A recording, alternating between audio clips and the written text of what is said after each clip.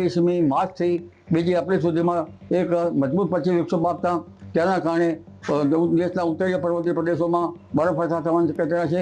કમોસમી વરસાદ અને લગભગ મધ્ય ગુજરાતના ભાગો, કચ્છના ભાગો, તેમજ પશ્ચિમ સૌરાષ્ટ્રના ભાગો, સૌરાષ્ટ્રના અન્ય ભાગોમાં પણ હવામાનમાં પલટો આવશે અને વરસાદ. ખેડૂત ભાઈઓએ આગામી 10 દિવસ મોસમનું નિરીક્ષણ કરતા રહેવું જરૂરી છે. કારણ કે એક પછી એક વેસ્ટર્ન ડિસ્ટર્બન્સ, ક્યાંક તો વાદળ તો ક્યાંક વાયુ આની શક્યતા રહે છે. પરંતુ તારીખ 28મી માર્ચથી બીજી એપ્રિલ સુધીમાં એક મજબૂત પશ્ચિમ વિક્ષોભ આપતા તેના કારણે દેશના ઉત્તરીય પર્વતીય પ્રદેશોમાં બરફવર્ષા થવાની શક્યતા છે અને ઉત્તર ભારતના કેટલાક ભાગમાં સખ્ત પવનના તોફાનો અને ગાજવીજ સાથે વરસાદ થવાની શક્યતા છે.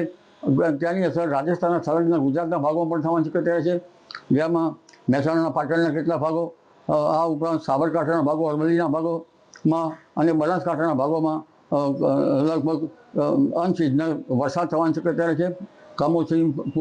કમોસમી વરસાદ અને લગભગ મધ્ય ગુજરાતના ભાગો, કચ્છના ભાગો, તેમજ પશ્ચિમ સૌરાષ્ટ્રના ભાગો, સૌરાષ્ટ્રના અન્ય ભાગોમાં પણ હવામાનમાં પલટો આવશે અને વરસાદ થવાની શક્યતા રહેશે.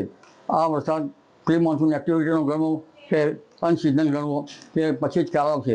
પરંતુ દક્ષિણ ગુજરાતનું હવામાન પણ પલટાશે. પરંતુ દેશના ઘણા ભાગમાં તો 60 થી 70 કિલોમીટરના પ્રતિ કલાકના પવનો ફૂંકાશે, જ્યારે રાજ્યના ભાગમાં લગભગ 40 કિલોમીટર તેથી ઉપર ત્યાં 50-55 કિલોમીટરની ઝડપના પવન ફૂંકાવાની શક્યતા છે.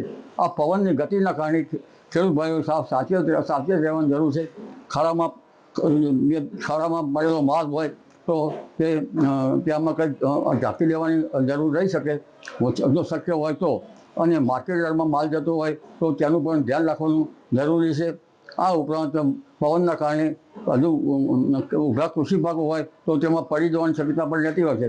એટલે એક પછી એક આ પશ્ચિમ વિક્ષોભના કારણે હવે હવામાનમાં પલટો આવશે. 8 થી 12માં પણ એક બીજો મજબૂત પશ્ચિમ વિક્ષોભ આવશે.